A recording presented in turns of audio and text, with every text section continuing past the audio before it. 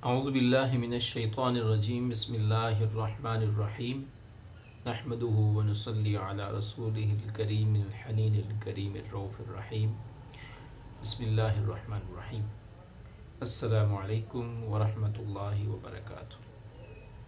میں ہوں مدثر غزالی اور آپ دیکھ رہے ہیں یوٹیوب چینل۔ سامعین دی قدر، رمضان المبارک کا مہینہ ہے اور اس مہینے میں جہاں ہم عبادات کے اوپر توجہ دیتے ہیں، قیام اللیل کے اوپر توجہ دیتے ہیں، اسی طریقے سے رمضان المبارک کے اندر ایک بہت ہی اہمیت والا کام جو کہ کھانے پینے کا ہے،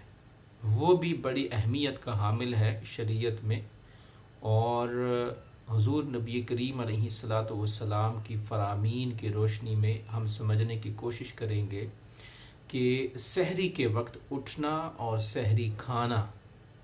یہ کتنا امپورٹنٹ ہے، اہم ہے، اور اس کی کیا فضیلت ہے۔ تو رمضان المبارک میں چونکہ سحری کھانے کی جو فضیلت ہے اور اس کے جو فیوز و برکات ہیں ان کا بکثرت تذکرہ ہمیں احادیث مبارکہ سے ملتا ہے۔ حضور نبی کریم علیہ السلام بالالتزام روزے کا آغاز سحری کھانے سے فرماتے تھے اور دوسروں کو بھی سحری کھانے کی ترغیب دیتے تھے۔ حضرت انس بن مالک رضی اللہ عنہ سے مروی ہے کہ حضور نبی کریم علیہ السلام نے ارشاد فرمایا، تسحروا فإن فی السحور برکہ۔ یہ صحیح مسلم کی حدیث ہے کتاب الصیام کے اندر کہ سحری کھایا کرو کیونکہ سحری میں برکت ہے۔ حضرت ابو سعید خدری رضی اللہ تعالی عنہ سے روایت ہے کہ حضور اکرم صلی اللہ علیہ وسلم نے ارشاد فرمایا کہ سحری سراپے برکت ہے، اسے ترک نہ کیا کرو۔ السحور اکلہ برکہ فلا تدعوہ، یعنی سحری سراپے برکت ہے تو اسے ترک نہ کیا کرو۔ اسی طریقے سے حضرت ابو سعید خدری رضی اللہ تعالیٰ عنہ سے ایک اور حدیث مبارکہ مروی ہے کہ حضور نبی اکرم صلی اللہ علیہ وسلم نے ارشاد فرمایا، فإن اللہ وملائکتہ یصلون علی المتسحرین، کہ اللہ تعالیٰ اور اس کے فرشتے سحری کھانے والوں پر اپنی رحمت نازل فرماتے ہیں۔ اسی طریقے سے حضرت عمر بن العاص رضی اللہ عنہما سے روایت ہے کہ حضور نبی کریم علیہ السلام نے ارشاد فرمایا کہ فصل ما بین صیامنا و صیام اہل الکتاب اکلۃ السحر، کہ ہمارے اور اہل کتاب کے روزوں کے درمیان جو فرق کرنے والی چیز ہے، فرق ہے، وہ سحری ہے، سحری کا کھانا ہے، سحری کے وقت اٹھنا اور کھانا پینا۔ تو اسی طریقے سے حضرت عرباض بن ساریہ رضی اللہ عنہما سے روایت ہے کہ حضور نبی کریم علیہ السلام نے ارشاد فرمایا، وہ کہتے ہیں میں نے حضور نبی کریم صلی اللہ علیہ وسلم کو یہ ارشاد فرماتے ہوئے سنا کہ آپ علیہ السلام رمضان المبارک میں سحری کے لیے بلاتے تھے اور ارشاد فرماتے کہ صبح کے مبارک کھانے کے لیے آؤ، یعنی سحری کا جو کھانا ہے، اس کھانے کو حضور نبی کریم علیہ السلام کی زبان اقدس نے مبارک کھانے سے تعبیر فرمایا۔ تو روزے میں سحری کو بلا شبہ ایک اہم مقام حاصل ہے۔ روحانی فیوز و برکات سے قطع نظر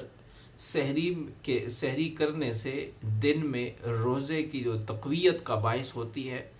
اور اس کی وجہ سے روزے میں چونکہ دن کے اوقات میں جو مرد حضرات ہیں یا پھر آج کل کے جو معاشرے میں خواتین بھی، تو وہ کام کرتے ہیں، جابز کرتے ہیں، بزنس کرتے ہیں، تو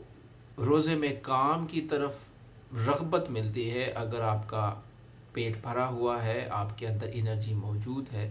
تو اس لحاظ سے بھی، دنیاوی لحاظ سے بھی سحری کا جو کھانا ہے وہ انتہائی اہمیت کا حامل ہے۔ اور دوسری طرف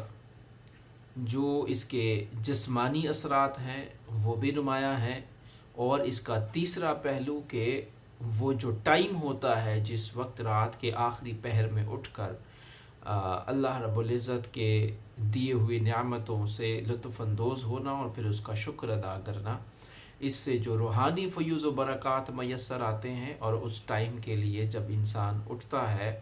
تو اس وقت چونکہ اللہ رب العزت کے انتہائی قربت والا ٹائم ہوتا ہے، تو اس ٹائم پہ مناجات کرنا اور اللہ رب العزت سے دعائیں مانگنا، تہجد پڑھنا، وہ بھی انسان کو چونکہ اٹھ جاتا ہے تو توفیق مل جاتی ہے۔ تو اللہ رب العزت سے دعا ہے کہ اللہ کی جو رحمتیں ہیں جو اس ٹائم میں نازل ہوتی ہیں، اور دعا و استغفار کی قبولیت کا جو یہ ٹائم ہوتا ہے، ہم سب مسلمانوں کو جو رمضان المبارک میں روزے کا اہتمام فرما رہے ہیں اور جو نہیں بھی کرتے، تو سب کو یہ رحمتیں نصیب ہوں، اور رمضان المبارک کی اس بیش بہا مہینے کے اندر اس ٹائم کا، اس وقت کا، سحری کے انعامات کا، سحری کے روحانی فیوز و برکات سے ہمارے قلوب و اذہان منور ہوتے رہیں۔ وما علینا الا البلاغ۔